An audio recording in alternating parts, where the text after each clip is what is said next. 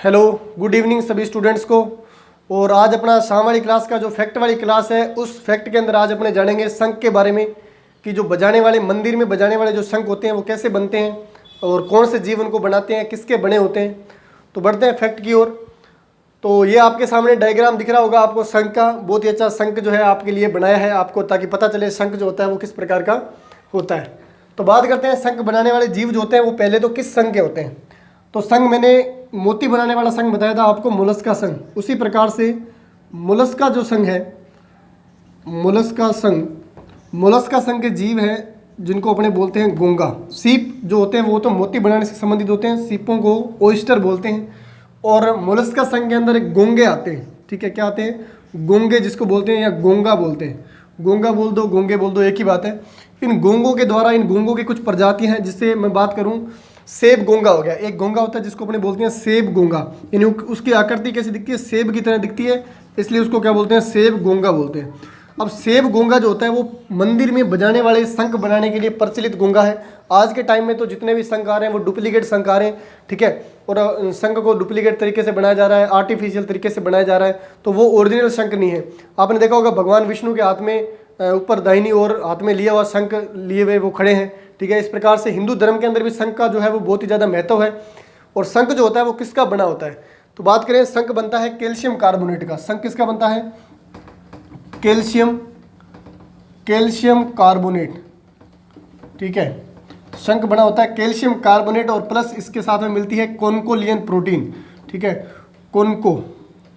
कॉन्कोलियन protein, ठीक है, एक प्रोटीन होती है।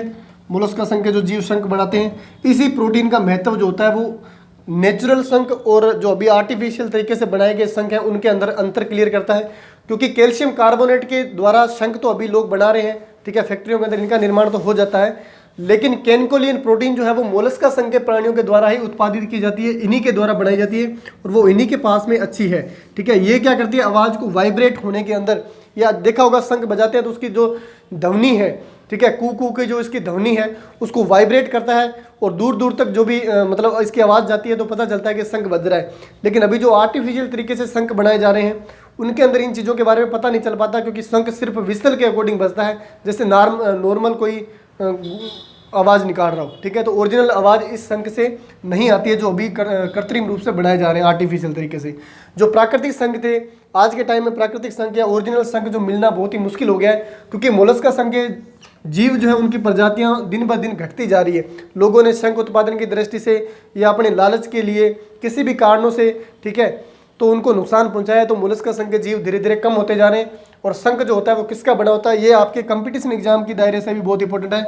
एक बार क्वेश्चन पूछा गया था कि मंदिर में बजाने वाले शंख, क्वेश्चन क्या पूछा गया था कि मंदिर के अंदर बजाने वाले शंख जो होते हैं, मंदिर में बजाने वाले शंख, नॉर्मल शंखों की बात नहीं कर रहा, शंख भी अलग अलग प्रकार के होते हैं, शंखों के बहुत सारे टाइप होते हैं, लेकिन मंदिर में बजाने वाले शंख जो होते हैं वो शुद्ध रूप से यही माने जाते हैं जो किसके द्वारा बनाए जाते हैं? मोलस्का संघ के प्राणियों से बनाए जाते हैं। कैल्शियम कार्बोनेट एक प्रकार का पत्थर है और कैनकोलियन प्रोटीन इस मोलस्का संघ के द्वारा बनाई जाती है। देखा, ये शंख का मैंने डायग्राम बनाया है, इसके अंदर इस प्रकार से एक जीव बैठा होता है, ठीक है। इसके अंदर ये जीव है बेचारा, इस प्रकार से इसकी टांगें निकली होती है और ये जीव है। जैसे ये जीव अपनी आयु समाप्त कर लेता था, पहले जमाने की बात कर रहा हूँ, अभी तो लोगों ने इसको पहले से ही मार मार के शंख प्राप्त कर लिए तो इनकी जातियाँ कम हो गई। तो ये जीव क्या करता था? बेचारा खाता था, जब इसकी एज पूरी हो जाती थी तो ये समुद्र के अंदर ही मर जाते थे। मरने के बाद में आपको पता है कि समुद्र के अंदर छोटी मछलियाँ होती है, छोटी मछलियाँ होती है, बड़ी मछलियाँ होती है, ठीक है। तो वो मछलियाँ क्या करती थी?